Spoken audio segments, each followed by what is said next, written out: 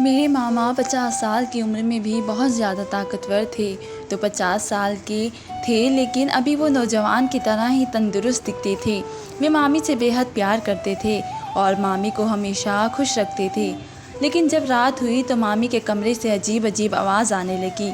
फिर मैंने देखा कि मामी कमरे से निकलने के बाद वे लंगड़ा लंगड़ा कर चल रही है। मुझे मामी की ऐसी हालत देखकर बहुत ही हैरानी होती थी। मैं सोचती थी कि मामा जी ऐसा क्या करते हैं जो मामी इस तरह लंगड़ा लंगड़ा कर चल रही है। एक दिन मामी की तबीयत बहुत ख़राब हो गई तो मामी ने कहा कि बहू, तुम अपने मामा को दूध देना। थोड़ी देर बाद जब मामी सो गई तो मैं मामी की तरह ही अपना हुलिया बनाकर मामा जी के कमरे में दूध देने चली गई। जैसे ही मैं दूध का गिलास रखकर पीछे मुड़ी तो मामा जी मेरा हाथ पकड़कर अपने ऊपर खींच लिया और मामी समझकर पूरी रात। मेरा नाम रिया है और मैं एक मिडिल क्लास फैमिली से हूँ और मैं देखने में काफ़ी सुंदर हूँ। अभी सिर्फ 22 साल की हूँ। हम अपने माँ बाप के 2 ही संतान थे और मेरे बड़े भाई रंजन हम अपनी मम्मी पापा के साथ बहुत ही खुश रहते थे। मेरे भाई की शादी 1 साल पहले ही हुई थी। जब से मैं घर पर भाई भाभी के साथ रहती थी तब से मेरी मम्मी पापा भी बहुत ही खुश रहने लगे थे। मेरे भाभी बहुत ही अच्छी थी। मेरे भाई का भाभी से बहुत ही प्यार करती थी। भाई पास के शहर में एक ऑफ़िस में काम करते थे। वे जब भी ऑफ़िस से आते तो हम सब के लिए कुछ न कुछ खाने के लिए ज़रूर लेकर आते थे। ये सब देखकर मैं बहुत ही खुश होती थी। मैं यही समझती थी कि मालिक ऐसा भाई सबको दे। मेरी मम्मी पापा को भी भाई पर बहुत ही गर्व था क्योंकि भाई मम्मी पापा से बहुत ही प्यार करते थे और मेरी ग्रेजुएशन की पढ़ाई पूरी हो गई थी तो मेरे मम्मी पापा मेरी शादी के लिए रिश्ते तलाश में शुरू कर दिए थे। अभी कुछ ही दिन गुजरे थे कि एक अच्छा सा लड़का मेरे पापा को मालूम हुआ। पापा ने उस लड़के की छानबीन की तो पता चला कि लड़का बहुत ही अच्छा है। लड़के का नाम रमेश है, लेकिन उसके माता पिता नहीं हैं। उसकी मम्मा और मामी ने अपने बेटे की तरह पाला पोसा है। लड़का बहुत ही अच्छा है और उसमें किसी तरह के कोई ऐब नहीं है। जैसे ही मैं शादी की बात सुनी तो मेरे मन में कई सारे सपने आने लगे थे। मैं दुनिया भर के ख्वाब देखने लगी थी। मैं जवान और खूबसूरत थी, इसलिए मेरे अंदर एक लड़का और एक लड़की के बीच की भावनाएं काफ़ी अच्छे से समझ आती थी। वे अपने मामा मामी के साथ रहता था।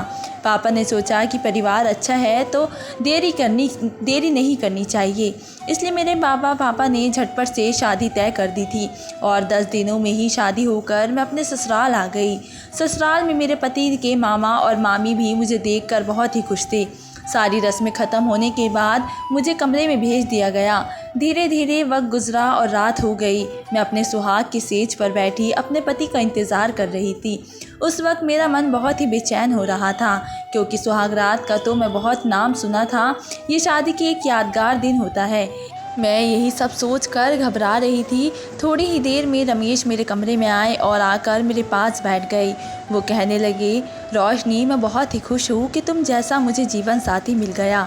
रोशनी, जब मैं 10 साल का था तब मेरे मम्मी पापा का एक्सीडेंट में मौत हो गया। तब से मुझे मेरे मामा और मामी ने ही पाल पोस कर इस काबिल बनाया है। मैं चुपचाप उनकी बातों को सुन रही थी। फिर मैंने कहा कि आपके मामा और मामी की अपनी कोई औलाद नहीं है क्या? तुम मेरे पति रमेश कहने लगी कि मेरे मामी और मेरे मामी को बहुत दिनों तक कोई औलाद नहीं हुआ, लेकिन जब मामा जी मामी का बहुत ही इलाज करवाया तब कई साल बाद वो प्रेग्नेंट हुई। लेकिन जब बच्चा होने का समय आया तो मामी की अचानक तबीयत ख़राब हो गई। मामा फ़ौरन मामी को डॉक्टर के पास लेकर गए तो मामी को देखने के बाद डॉक्टर ने कहा कि दोनों में से किसी एक का ही बचाया जा सकता है। उस वक्त मामा को कुछ नहीं समझ आया तो उन्होंने कह दिया कि मामी को किसी तरह बचा लो। उस वक्त मामी की जान तो बच गई, लेकिन डॉक्टर ने ये कह दिया कि वे अभी कभी माँ नहीं बन सकती। इस समय से मेरे मामा और मामी काफ़ी दिनों तक इस गम में से नहीं निकल पाए थे। उसी के कुछ दिनों बाद मेरे मम्मी पापा का एक्सीडेंट हो गया और उनकी मौत हो गई। तब से वे मुझे अपने बेटे की तरह ही प्यार किया करते हैं। मैं जितना भी कर लूँ, लेकिन मैं उनके अपने मामा मामी का एहसान कभी नहीं भूल सकता। इतना कहते कहते मेरे पति रमेश की आंखों में आंसू आ गए। फिर मैंने कहा कि आप इतना परेशान मत होइए, मैं भी उनका बहुत ही अच्छे से ख्याल रखूँगी। उस वक्त उनकी इन बातों से ज़्यादा मुझे अपनी जज्बात ख्याल आ रहा था। मैंने अपने पति का हाथ पकड़ा और फिर कहा कि अब इन्हीं सब बातों में रात गुजारना है क्या?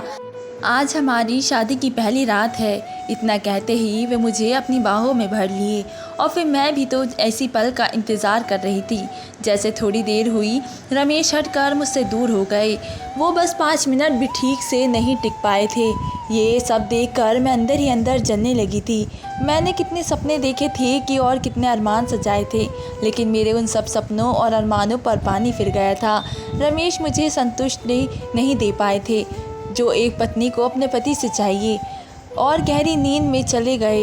लेकिन मैं एक प्यासी मछली की तरह बिस्तर पर करवटें बदल रही थी।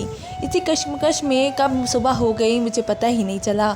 मैं सुबह ही उठकर फ्रेश होने के लिए गई। जब वापस आई तो मामा जी सहन में ही कसरत कर रहे थे। ये देखकर कि मामा 50 साल के होने के बावजूद एक जवान मर्द की तरह लग रहे थे। फिर मैं किचन में चली गई, चाय बनाने लगी। थोड़ी ही देर में चाय बनाकर मामा को देने चली गई। मामा जी कहने लगे, अरे बहू, तुम्हारी मामी कहाँ है? कहीं नज़र नहीं आ रही है। मैंने कहा, जी वे अंदर ही है, वो कुछ काम कर रही हो। और मैं अब गौर करने लगी कि मामी जहाँ कहीं भी होती थी, मामा जी वहीं पहुँच जाते थे और मामी के साथ अजीब सी हरकतें करने लगते थे। मामी कहती थी, अब तो शर्म करो, घर में नई बहू आई है, अगर वे ये सब देखेगी तो क्या सोचेगी। मामा जी कहने लगे कि क्या सोचेगी, हर पति पत्नी अपने पति के साथ ये सब करता है, रमेश भी सब करता होगा। मामा मामी की ऐसी बातें सुनकर मुझे बहुत ही शर्म महसूस होती थी। मैंने सोचा कि रमेश भी ऐसा होता। ऐसे ही 10 दिन गुजर गए और फिर एक रात जब मैं बाथरूम जाने लगी तो मामा जी के कमरे से मामी की अजीब सी आवाज़ सुनाई देने लगी। ऐसी आवाज़ सुनकर मैं अपने आप पर काबू नहीं कर पाई थी और उनके कमरे की खिड़की के पास जाकर देखने लगी।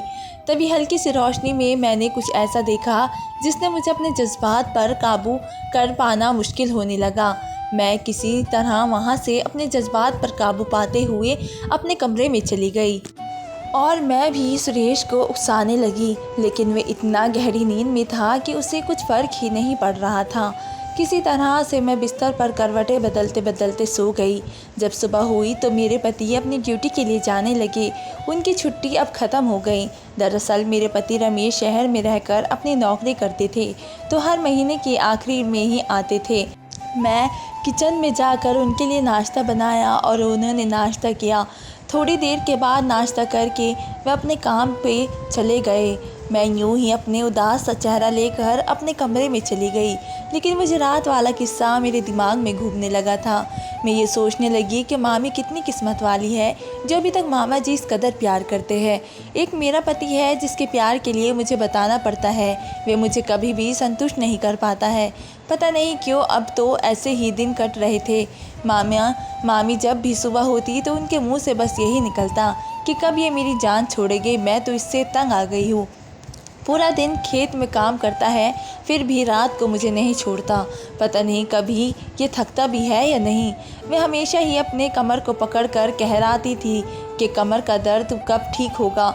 मामी की ऐसी बातें सुनकर मैं भी हैरान रह जाती थी कि आखिर मामा जी ऐसा क्या करते हैं जो मामी ऐसी बातें करती रहती है।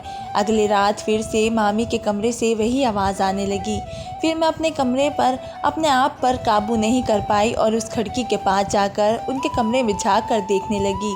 फिर से वही मंजर मेरी आंखों के सामने था जिसे देखकर मैं ही बेकाबू होने लगती थी। फिर मैं अपने कदम पीछे कर लिए और अपने कमरे में वापस आ गई। कमरे में आकर मैं ये सोचने लगी कि कहीं ये बात मामा जी को पता चल गई, हो सकता है कि उनको बहुत ही बुरा लगेगा। ऐसा सोचकर मैं कई दिनों तक वे सब देखना बंद कर दिया था। एक दिन मामी की तबीयत बहुत ही ख़राब थी। वे अपना सर पकड़कर यही कहे जा रही थी कि मेरी तबीयत ख़राब है, लेकिन उन्हें इन सब से कोई मतलब नहीं है, उसे तो बस अपनी खुशी पूरी करनी है। रात को मामी ने उससे कहा कि बहू, आज मेरी तबीयत ठीक नहीं है, इसलिए मैं इस कमरे में नहीं जा पाऊँगी। तुम्हारे मामा को इलायची वाला दूध पीने की आदत है, आज तुम ही दूध ले जाना। इतना सुना था कि वे वाला मंजर मेरी आंखों के सामने घूमने लगा और मामी तो दूसरे कमरे में जाकर सो गई और मैं दूध का गिलास लेकर मामा के कमरे में जाने लगी। उस वक्त मामा जी के कमरे में हल्की सी रोशनी वाली लाइट जल रही थी। जब मैं दरवाजे के पास पहुंची तो मेरे मन में कई तरह के ख्याल आने लगे थे। मैं अपना दुपट्टा सर पर रख कर घूंघट आगे गिरा लिया था, क्योंकि मामी भी ऐसे ही घूंघट डाल के रहती थी। वक्त उसी तरह बिल्कुल ही मामी की तरह अपना हुलिया बना लिया था और कमरे के अंदर चली गई। अंदर का नज़ारा बड़ा ही खौफनाक था। मैं दूध का गिलास रख कर जैसे ही वापस आने लगी तो मामा जी ने मेरा हाथ पकड़ लिया और अपने ऊपर खींच लिया। मैं झट से अपना मुंह ढक लिया और कि उन्हें नज़र ना आए कि मैं बहू हूँ। फिर वे मेरे साथ वह हरकतें करने लगी कि जैसे मामी के साथ किया करते थे। फिर मैं भी अपने जज्बातों पर काबू ना कर सकी और वे सब होने लगा। फिर थक कर सो गई तो मैं उठकर अपने कमरे में चली गई। मैं आज बहुत ही खुश थी और यही सोच रही थी कि मामी की हालत ऐसी क्यों रहती है। इसका अंदाज़ मुझे आज लग चुका था। मैं अपने बिस्तर पर लेट गई और कब मैं गहरी नींद में आगोश में चली गई मुझे पता ही नहीं चला। जब सुबह हुई मेरी आँख खुली तो मैं बहुत ही अच्छा महसूस कर रही थी। रात वाली खुशी का तो मुझे ठिकाना ही नहीं था। मैं फ़्रेश होने के लिए चली गई। थोड़ी देर में मैंने बाहर आई तो मैंने देखा कि मामी को अभी भी तेज़ बुखार है। मैं उनके माथे पर कपड़े भिगोकर बिछोने लगी। तभी मामा जी भी वहाँ आ गए और पूछने लगे, बहू अब मामी की तबीयत कैसी है? मैंने कहा हाँ अब कुछ ठीक है, बुखार भी थोड़ा कम हो गया है। उस वक्त मैंने महसूस किया कि मामा जी मुझे गौर से देखे जा रहे थे। इससे पहले तो वे कभी इस तरह नहीं देखते थे। मैं सोचने लगी कि कहीं रात वाली बात तो उनको पता नहीं चल गई कि मामी की जगह मैं थी। ये सब सोचकर मैं एकदम से घबरा गई। मुझे लगा कि कहीं पता नहीं चल गया हो कि मामी की जगह मैं थी। ये सब सोचकर मैं एकदम से घबरा गई। मुझे लगा कहीं ये बात मामा जी को पता चल गई तो पता नहीं मेरे बारे में क्या सोचेंगे। जब रात हुई तो फिर से मामी जी कहने लगी कि बहू जब तक मेरी तबीयत पूरी तरह ठीक नहीं हो जाती तब तक मैं तुम्हारे मामा के पास नहीं जाऊंगी, नहीं तो मेरी तबीयत और ज़्यादा ख़राब हो जाएगी। इसलिए तुम मामा को दूध दे देना, नहीं तो उसके लिए भी वे मुझे ढूंढते हुए यहाँ तक आ जाएंगे। मामी की ये बात सुनकर तो जैसे मैं पूरी तरह से खुश हो गई थी। मैं सोचने लगी क्यों ना आज फिर से वे मज़ा लिया जाए। देर रात तक जाकर मामी सो गई। मैं तो दूध लेकर मामा जी के कमरे में चली गई। मैं जैसे ही दूध का गिलास रख कर पीछे मुड़ी तो मामा जी मेरा हाथ पकड़ लिया और कहने लगे कि क्या हुआ बहू, ऐसे ही क्यों जा रही हो? मामा जी के मुंह से ऐसी बातें सुनकर तो मैं एकदम से घबरा गई। मुझे लगा शायद मेरे साथ अब कोई अनहोनी होने वाली है। लेकिन मामा जी कहने लगे कि मुझे पता है कि कल रात को भी मामी की जगह तुम ही थी। फिर मैंने मामा जी से कहा कि हाँ अगर आपको मालूम था तो फिर मुझे कुछ कहा क्यों नहीं? मामा जी कहने लगे कि बहू मुझे पता है कि रमेश से तुम खुश नहीं हो। तुम भले ही ये बात मुझे मत बताओ लेकिन मैं तुम्हारी तकलीफ़ अच्छी तरह से समझ सकता हूँ। देखो बहू तुम इस सब की चिंता बिल्कुल भी मत करो। अगर तुम्हारा यही हाल रहेगा तब तुम कैसे माँ बनोगी? मामा जी का ऐसी बातें सुनकर मैं बेफिक्र हो गई। लेकिन थोड़ा बहुत दर्द मेरे मन में था कि कहीं ये बात रमेश को और मामी को पता चल गई तो मेरा क्या होगा। उस वक्त तो मैं उस बातों को अलग कर दिया और मामा जी के साथ अपनी खुशियाँ बांटने लगी। उस रात जब मामा जी सो गए तो मैं अपने कमरे में आ गई। अब तो ये रोज़ होने लगा था। मैं काफ़ी खुश रहने लगी थी। मामा जी भी रोज़ हर रात मेरा इंतज़ार करने लगे रहते थे। इसी तरह से कई दिन गुजर गए और फिर एक दिन अचानक मेरे पति रमेश घर आ गए। उस दिन मैं बहुत ज़्यादा खुश थी। जब रात हुई तो सभी खाना खाने के बाद अपने अपने कमरे में चले गए। मैं और मेरे पति भी अपने कमरे में चले गए। उस रात को मुझे महसूस हुआ कि रमेश अब पहले से बेहतर हो गए हैं, लेकिन उतना ज़्यादा भी नहीं कि वे मेरी गहरी नींद में सो गए। इस कदर उनको सोया हुआ देखकर मैं अंदर ही अंदर जलने लगी। फिर सोचने लगी कि मामा जी के पास चली जाओ, लेकिन रमेश थे जिसकी वजह से मैं किसी तरह अपने आप को समझा कर सो गई। सुबह हुई तो रमेश बोले कि मैं 3 दिन के लिए शहर जा रहा हूँ, कुछ दिन बाद मैं वापस आ जाऊँगा। ये बात सुनकर मैं तो जैसे बहुत ही खुश हो गई थी। फिर से रात को ये मंज़र के बारे में सोचने लगी। उस दिन बहुत ही मुश्किल से रात हुई। जब मामी सो गई तो मैं मामा के कमरे में चली गई। उस रात को मैंने देखा कि मामा जी बड़े बेसब्री से मेरा इंतज़ार कर रहे थे। फिर मेरे जाते ही वे शुरू हो गए। उस रात भी मैं पूरी तरह संतुष्ट और खुश भी बहुत ज़्यादा थी। अगले दिन जब मैं घर के कामों में व्यस्त थी तभी अचानक मेरे पति रमेश आ गए। उन्हें देखकर तो मैं एकदम से घबरा गई। मैं उनसे पूछने लगी कि क्या बात है जनाब, बहुत जल्दी वापस आ गए आप?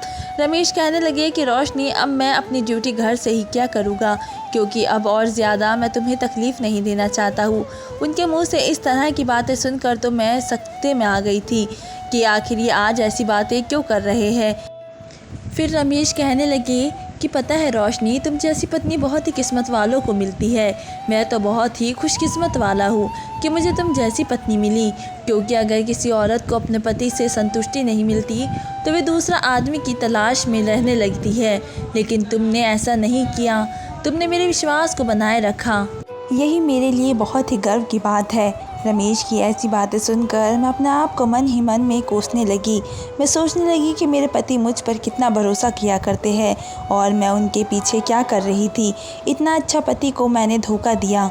उस वक्त मुझे अपने आप से नफ़रत होने लगी थी और अब मैं अंदर ही अंदर घुटन महसूस करने लगी थी। मेरे पति कहने लगे, पता है रोशनी, मुझे एक गुप्त रोग है। इसका इलाज मैं शहर में रहकर कब से करवा रहा था।